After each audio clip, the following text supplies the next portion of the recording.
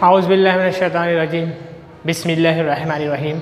अज़ीज़ तलबा व तालिबात, आज ब्रिज कोर्स का 41वां दिन और हम 5वीं जमात के रियाज़ी मज़मून की 41वीं शीट लेकर हाजिर हैं। 41वें दिन में हमको शुमारियात के कुछ पार्ट्स, कुछ हिस्से दिए हुए हैं, यानी शुमार करना है आपको। यहाँ देखिए, दो लोग हैं, एक है नवीद और एक है नसरिन बाजी। ये दोनों फूल चुनते हैं। इन्हें जासंदी के 10 फूल मिले, 10 तादाद लिखी गई है। सदाबहार के फूल 50 की तादाद में मिले, मोगरे का फूल 20 की तादाद में मिले। अब इन्होंने अपनी कॉपी में नोट किया कैसे किसे कितना मिला है। देखिए, नसरिन बाजी, इन्होंने जो नोट किया, ये ऐसे टेबल बनाया, फूलों के नाम उन्होंने लिखा और एक फूल बना दिया। और यहाँ पर लिखा हुआ है पैमाना। ये एक फूल की जो निशानी है, इसका मतलब 10 फूल।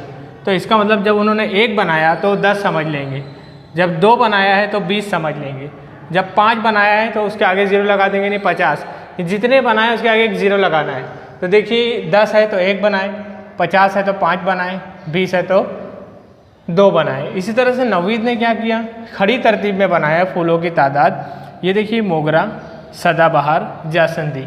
जासंदी जो है 10 था, 1 बनाया उन्होंने, ये 5, ये 2।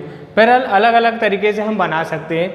ये तरीका बताया गया है कि आप इतनी बड़ी मालूमात, 50 फूल है तो 50 लकीरें मत बनाओ। 50 तक गिनती लिखने से अच्छा कुछ कोड वर्ड लिखो, उससे हमको समझ में आ जाएगा। लेकिन नीचे पैमाना लिखना ज़रूरी है कि एक फूल यानी 10, ये एक निशानी जो है वो कितने फूल को कवर करती है। एक निशानी मतलब 10 फूल आपने लिया है, तो इस तरह नीचे बता दीजिए। तो इस तरह से ये मालूमात हम पढ़ लिए, समझ लिए। अब इन पर मुनहसिर सवालात के जवाब। देखिए, 2 सवाल दिया हुआ है। पहला सवाल, नवीद और नसरिन बाजी के जमा किए हुए कुल फूलों की जमा कितनी है। नसरिन बाजी और नवीद इन दोनों ने मिलकर ये तमाम फूल जमा किए, इनकी कुल तादाद कितनी है।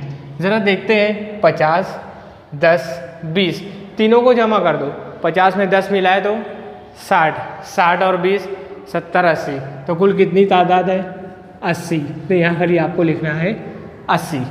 सदाबहार के फूल जासंदी के फूलों से कितने ज़्यादा है। देखिए, सदाबहार के फूल 50 है, जासंदी के 10 है। सदाबहार के ज़्यादा है, कितने ज़्यादा है 10 से, 40। यहाँ लिख देंगे हम 40। ये हो गया। अब अगली मालूमात के लिए देखिए, यहाँ पर एक टेबल बना हुआ है। ये जो बॉक्स बना हुआ है मुसल्लस जैसा, ये गेहूं की फसल है। 1, 2, 3, 4। ये जौ की फसल, ये चने की फसल। और यहाँ बताया गया कि एक निशानी जो है वो 20 घर को जाहिर कर रही है, यानी गेहूं की फसल उगाने वाले घर 20, 20, 20, 20, 20 और 20 मिलाएंगे 40 और 20 मिलाएंगे 50, 60 और 20 मिलाएंगे 70, 80। तो 80 है। जौ के कितने हैं, चने के कितने, हम अंदाज़ा लगा लेंगे।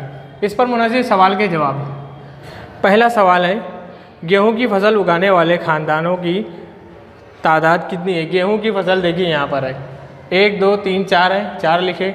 ज़र्ब, एक जो मुसल्लस है वो 20 ख़ानदान को जाहिर करता है, इसलिए 20 से ज़र्ब किए। 4 0 0, 4 दूनी 8, यानी 80। तो ख़ानदानों की तादाद कितनी है, 80। ये पहले सवाल का जवाब। दूसरा सवाल, जौ और चने की फसल उगाने वाले कुल ख़ानदानों की तादाद कितनी है। जौ में 3 है और चने में 2 है।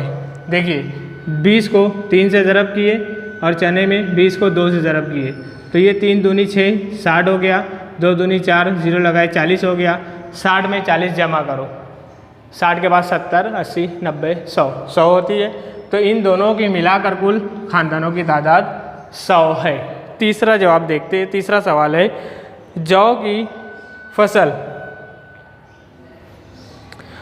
फसल उगाने वाले ख़ानदानों की तादाद गेहूं की फसल उगाने वाले ख़ानदानों की तादाद से कितनी कम है। जौ वाले गेहूं से कम है ना, कितनी कम है। देखिए, एक मुसल्लस कम है, एक मुसल्लस को 20 बोला गया है, तो लिख देंगे 20 ख़ानदान कम है।